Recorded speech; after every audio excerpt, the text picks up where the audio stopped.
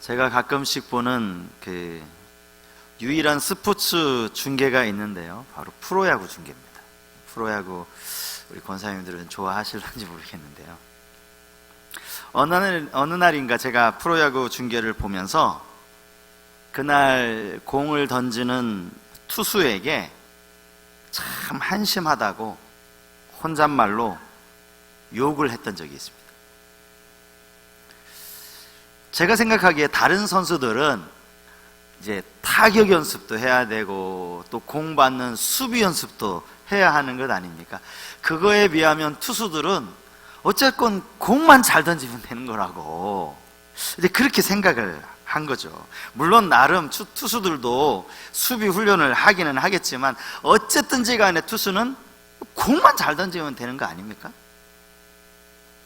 더군다나 프로팀에서 야구 선수로 뛸 정도면 공을 얼마나 잘 던지는 선수이겠습니까? 게다가요, 그날 제가 이제 보고 있는 그 경기에서 공을 던지는 투수는요, 연봉도 꽤 많이 받는, 꽤 실력이 있는 투수였거든요. 그런데 스트라이크를 못 집어넣는 거예요. 스트라이크가 뭔지 아세요? 죄송합니다. 제가 그 정도는 알고 계시는데 모르실 것 같아가지고. 밥 먹고 나면 늘 공 던지는 훈련만 하면서, 여러분 어려서부터 투수 생활을 아마 했다고 치면 그 사람은 지금까지 도대체 공을 몇 번 던졌을까요? 이게 뭐 몇십억 개, 그보다 훨씬 더 많이 던지지 않았겠습니까? 아니 그렇게 열심히 밥 먹고 나면 공 던지고 밥 먹고 나면 스트라이크 던지고 이 던지는데, 아니 이 공을 가운데로 못 집어넣는 거예요. 그렇게 혼자서 제가 막 그 선수 욕을 막 하다가, 연봉이 아깝다, 연봉이 아까워, 막 욕을 막 하다가요, 갑자기 저를 보게 됐어요. 처음 중고등부 교육전도사로 사역을 시작하면서부터 가만히 보면 저도 매일 거의 똑같이 많은 시간을 설교 준비를 하고 또 설교를 하면서 그렇게 사역을 해오지 않았습니까? 그런데도 여전히 목회하는데 가장 힘든 게 뭡니까? 라고 물어보시면 뭐 두 번 생각할 필요도 없이 설교 준비요, 설교. 게다가 설교를 하고 나서 저 스스로 만족스럽지 못할 때도 얼마나 많은지 몰라요. 그러면서 이제 자기가 너 자신을 알라, 이제 저를 안 거죠. 그러면서 그 투수의 심정을 제가 조금 이해하게 됐습니다. 그 선수라고 왜 한가운데 공을 집어넣고 싶지 않겠습니까? 그런데 긴장이 되니까, 중요한 경기일수록 마음에 막 긴장이 되고 손에 땀이 나니까 자기가 원하는 대로 공이 안 들어가는 것 아니겠어요? 던지면서도 자기도 고개를 갸우뚱갸우뚱 하면서 계속 막 못 던지는 거더라고요. 그럴 수 있겠구나. 얼마나 긴장이 됐으면, 얼마나 지금 이 손에 땀이 났으면 그럴까. 그러면서도요, 또 한편으로 부러운 마음도 있었어요. 무슨 마음이냐면, 사실 그렇게 투수가 컨디션이 안 좋으면요, 바로 감독이 나오거든요. 감독이 나와서 그 투수에게 어깨를 툭툭툭 치면서, 오늘 좀 네가 컨디션이 안 좋은 것 같으니까 쉬라고, 다음 경기에 더 잘하라고 교체를 해줘요. 교체. 얼마나 좋아요. 투수는 자기가 잘못하면 교체도 해주고. 저 좀 누구 좀 교체 좀 해주세요. 말씀 사역자로서 하나님의 말씀을 잘 전달하고자 하는 그런 간절한 소망이 저에게 있습니다. 은혜를 받았습니다 라고 화답을 해주시는 그런 설교보다는 하나님의 뜻을 제대로 제가 알았습니다, 그렇게 반응하시는 그런 설교를 하고 싶은 마음이 제게 있습니다. 여러분, 저를 위해서 기도해 주시기를 부탁을 드리겠습니다. 이렇게 하면 힘이 빠지는데 왜 아멘 소리가 몇 분밖에 안 해주시죠? 저는 오늘 본문 14절 말씀 가지고 눈을 들어 바라보라, 눈을 들어 바라보라 라는 제목으로 함께 은혜를 나누려고 합니다. 이 말씀은 하나님께서 아브라함에게 축복을 약속하시는 말씀입니다. 아브라함을 축복하신 하나님께서 이 시간 오후 예배 참여한 우리 모두에게도 동일한 축복으로 역사하시기를 간절히 소원합니다. 창세기 12장에 보면 바로 앞장이죠. 아브라함이 자기가 거하던 땅이 기근이 들면서 아내와 함께 애굽으로 이제 피신을 내려갑니다. 애굽에서 아브라함은 자기 아내 사레가 얼마나 아름다웠는지는 모르지만 아내로 인해서 남편인 자기의 목숨이 위태롭게 되지 않을까 그런 두려움 때문에 아내를 누이 동생이라고 속이게 되죠. 결국 바로가 이 오빠 되는 아브라함에게 결혼 예물을 잔뜩 금은 보화부터 시작해가지고 왕이 가진 내는 왕비를 맞아들이기 위한 이 결혼 예물이니 얼마나 많은 것들을 줬겠습니까? 이걸 다 주고 아브라함의 동생이니까 아무런 의심 없이 그를 아내로 맞아들였다가 하나님께 무서운 책망을 듣고 성경에 보니까 재앙을 내렸다라고 나오고 있습니다. 그것을 알아차린 바로가 당장에 아브라함을 불러서 아브라함을 책망하죠. 당신 때문에 내가 큰일 날 뻔했다. 그런데요, 그래놓고 바로가 마지막에 호의를 베풀었어요. 결혼 예물,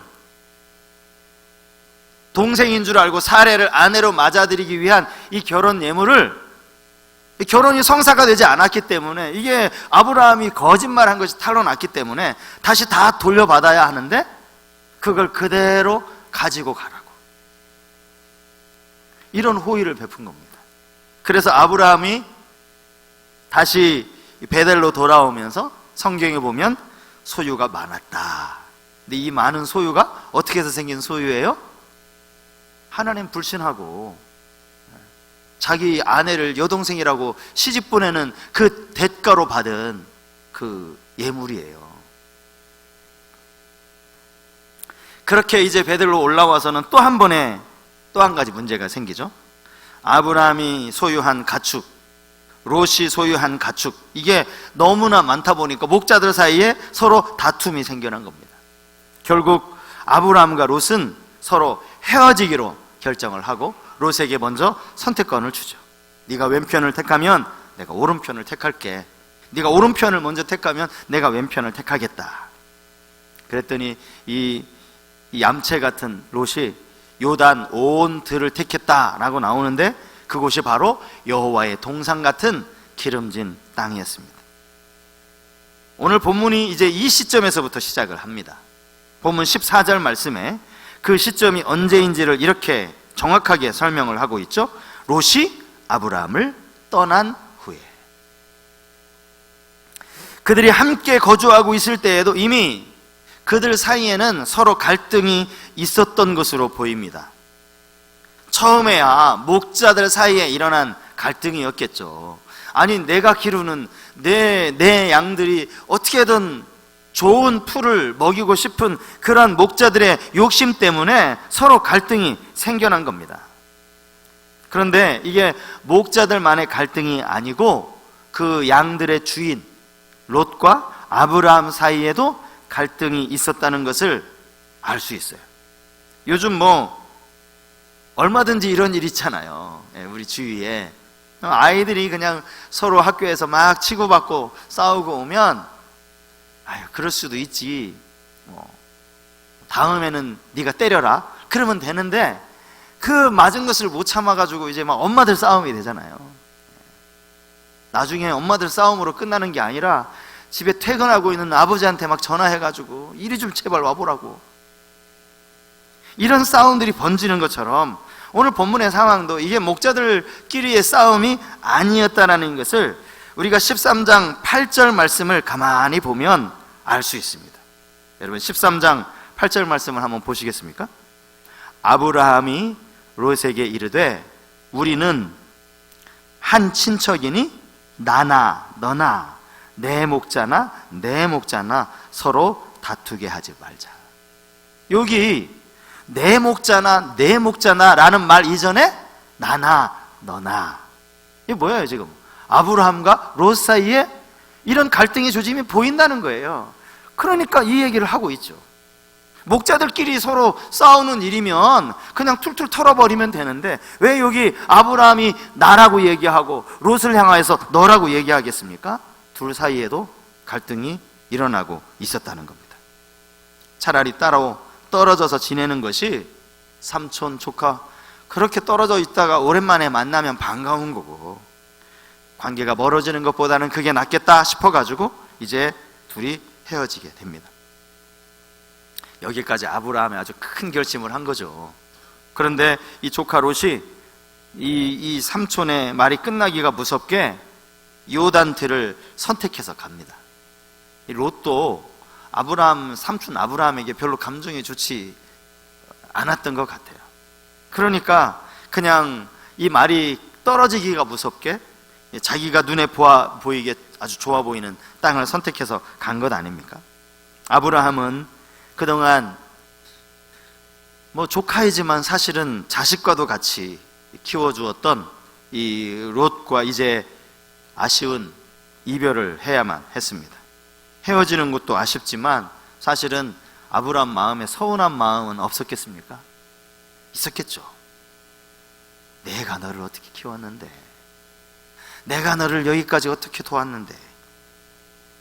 그런 그동안에 조카 롯을 향하여 애쓰고 힘썼던 이 삼촌 입장에서는 당연히 서운한 감정도 밀려올 만한 일이었습니다. 그때 하나님 아브라함 말씀하신 거예요. 바로 그때입니다.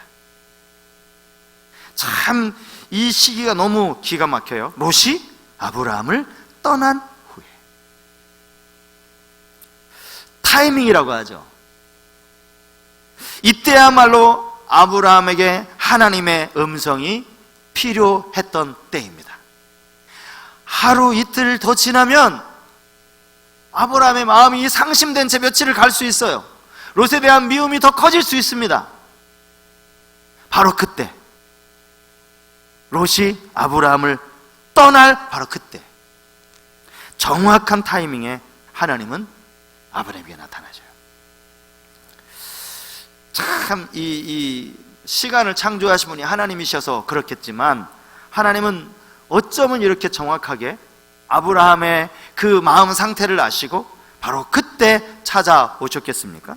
오늘 우리에게도 우리의 삶에 있어서도요, 정말 위로가 필요할 때 하나님은 바로 그때 우리에게 찾아오신다는 사실을 여러분 꼭 기억하셨으면 좋겠어요. 한번 돌아보세요. 설마 하나님은 내게 그렇게 역사하시지 않은 것 같은데? 아닙니다. 곰곰이 생각해 보시면 정말 필요한 바로 그때 하나님은 정확하게 그 타이밍에 맞춰서 찾아오셨다는 거예요. 우리가 부르는 복음성가 중에 이런 복음성가 있잖아요.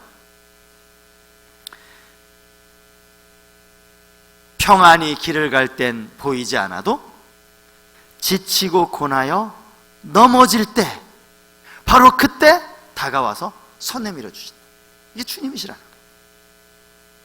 하나님은 아브라함에게 음성으로 말씀하실 뿐만 아니라 축복까지 약속해 주십니다.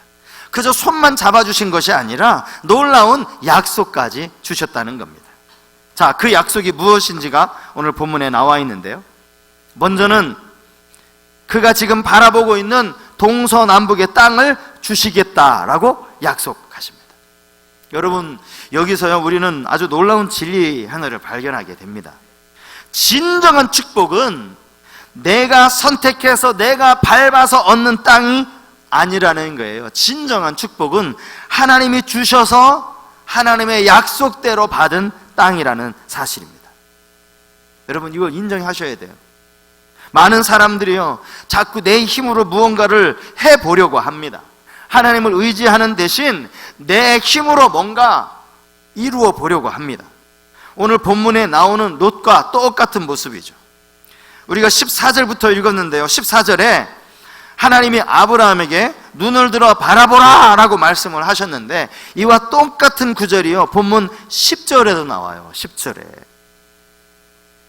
이에 롯이 눈을 들어 요단 지역을 바라본즉, 요단도 이 룻도 눈을 들어 바라보았다는 거예요. 여기서 10절에 나와 있는 바라본 사람이 누굽니까? 롯이죠. 롯. 육신의 눈으로 바라본 것입니다. 인간적인 눈으로 바라본 것입니다. 자기 육신의 안락만을 위해서 바라본 것입니다. 그리고 그 바라본 곳, 좋아 보이는 그곳으로 갔습니다. 갔고요, 결국 실패하고 말았습니다. 그 땅을 차지하지도 못했고요, 그 땅에서 빠져나오면서 아내까지 잃었습니다. 반면에 하나님이 아브라함에게 명하신 눈을 들어 바라보라 라는 이 말씀은 믿음의 눈으로 바라보라는 거예요. 그저 눈에 보이는 땅만 롯처럼 그렇게 바라보지 말고 약속하시는 하나님을 바라보라는 거예요. 동서남북 바라보라 하니까 하나님 동서남북 다 봤는데 이거 하나님이 저에게 다 주시는 겁니까? 물론 그런 의미도 있겠지만 그렇게 말씀하시는 하나님을 바라보라는 거예요. 하나님, 신실하신 하나님을 바라보라는 거예요. 아브라함은 조카 롯에게 좋은 땅은 양보했어요. 뭐 양보를 한 건지 처음 선택권을 이제 조카에게 줬으니까요. 하지만 결국 아브라함이 귀한 약속을 받았습니다. 우리는 이 땅에 살면서 뭔가 빼앗고 쟁취하는 것만이 성공이라고 그렇게 세상에 끊임없이 세상의 소리를 듣습니다.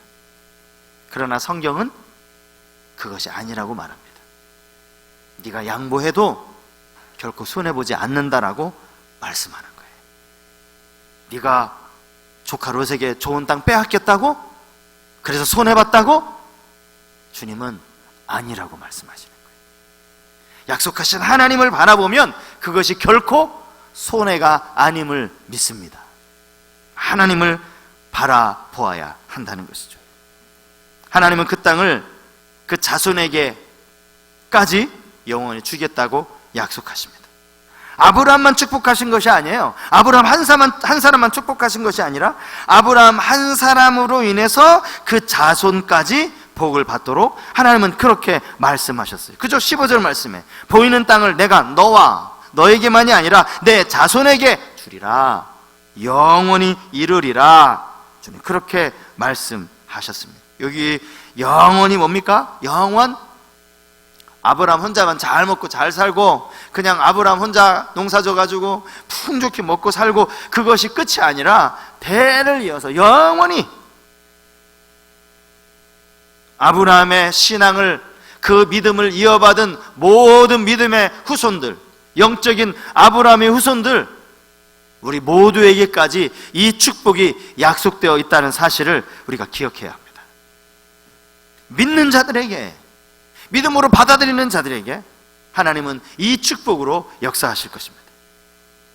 하나님은 자손의 축복을 약속하시죠. 그 모든 땅을 자손에게 주리라라는 이 말씀 속에 하나님이 아브라함에게 자손을 주시겠다라는 약속도 담겨 있는 겁니다. 하나님은 이제 그 축복을 물려받을 자손들을 땅에 티끌 같게 하시겠다라고 말씀하십니다. 이 축복의 땅을 이제 채우고 그 땅에 정착해서 살아갈 사람들, 자손들을 약속하신 것이죠. 하나님의 약속에는요, 빈틈이 없어요. 하나님이 분명히 땅을 주시겠다라고 약속을 하셨어요. 땅만 있으면 뭐 합니까? 그 땅에서 누리고 살아가야 할 자손들도 주셔야죠. 하나님 자손들에게까지 약속을 주시는 겁니다. 그리고 그것을 영원까지 주시겠다라고 약속하고 계시는 겁니다. 하나님의 이 약속에 아브라함의 반응이 나옵니다. 아브라함의 반응. 먼저는 장막을 옮겼다라고 성경이 나옵니다. 18절 말씀이죠. 장막을 옮겼다. 사실 어차피 장막은 옮겨야 돼요. 왜냐하면 아브라함과 롯이 서로 헤어지기로, 떨어지기로 했기 때문에 장막은 옮겨야 합니다. 하지만 아브라함은요, 장막을 옮기기 전에 먼저 이 약속의 말씀을 듣고 장막을 옮겨요. 그러니까 마음가짐이 다른 거예요. 서로 그냥 헤어졌으니까 나는 또 어디 가서 이주해서 사나, 그렇게 옮긴 것이 아니라 하나님이 약속의 말씀을 주신 이후에 그가 장막을 옮겼다는 거예요. 아브라함의 마음이 어땠을까요? 그는 어쩌면 더 이상 슬프거나 허전하지도 않았을 겁니다. 물론 아브라함이 차지한 땅은 롯이 차지한 그런 비옥한 땅도 아니었습니다. 그게 아니면 어떻습니까? 하나님이 약속으로 주신 땅인데, 그는 이미 하나님의 약속을 믿고 떠났기 때문에 그 땅이 어떠하고에 마음을 쓰지 않습니다. 그는 지체하지 않았습니다. 신속하게 장막을 옮겼습니다. 18절에 이에라는 이 부사가 아브라함이 주저하지 않았음을 증명하고 있는 단어입니다. 그리고요, 그는 여호와를 위하여 제단을 쌓습니다. 약속을 주신 하나님께 감사하며 그가 여호와를 위하여 제단을 쌓고 예배한 것입니다. 우리가 하나님 앞에 감사의 제단을 쌓을 때 하나님은 우리에게 더 많은 감사의 제목들을 갖게 하시는 줄 믿습니다.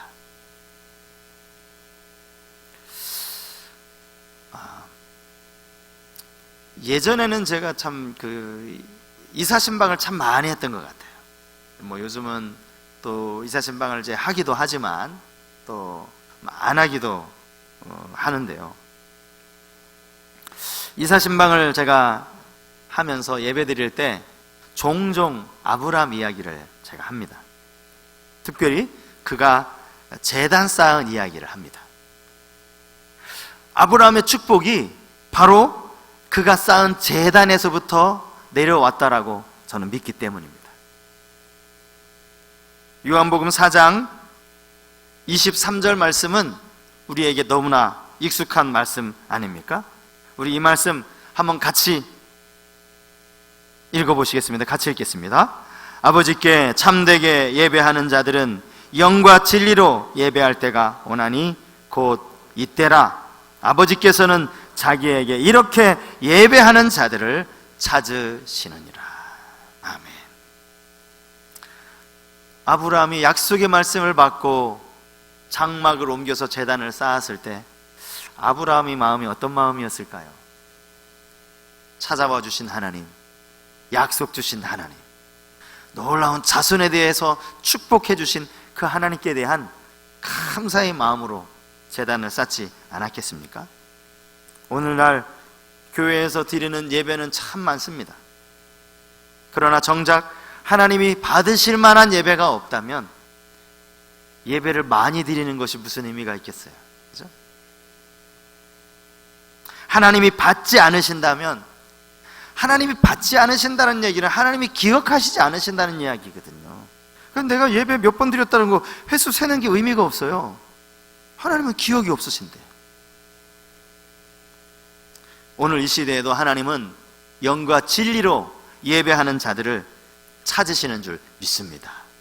그리고 성경에 찾는다, 그렇게 예배하는 자들을 찾는다라는 이 말씀 속에는 그를 축복하신다는 의미가 담겨 있지 않습니까? 하나님이 왜 찾으시겠어요? 특별히 왜 영과 진리를 예배하는 자들의 그 모습을 찾으시겠습니까? 그들의 예배를 받으시고 그들에게 복 주시기 원해서 그렇게 하시는 것 아니겠습니까? 오늘 아브라함의 축복을 생각하면서 우리 모두가 이 아브라함이 받았던 축복을 받아 누리는 이 귀한 성도님들이 다 되실 수 있기를 바랍니다. 하나님 앞에 예배할 때마다 우리 마음을 다하여서 하나님을 예배하는 우리 모두가 되었으면 좋겠습니다. 그리고 하나님은 지금도 우리의 진정한 필요가 무엇인지를 우리보다 너무나 더 잘 알고 계시는 하나님이라는 사실을 여러분 기억하실 수 있길 바랍니다. 그분은요, 지금도 우리가 이 땅에 유한한 것, 금방 사라지고 말 것을 바라보면서 그것 때문에 낙심할 것이 아니라 하나님이 약속하신 것, 변하지 않는 것, 그것을 믿음의 눈으로 바라보기를 원하고 계십니다. 여러분 눈앞에는 뭐가 보이십니까?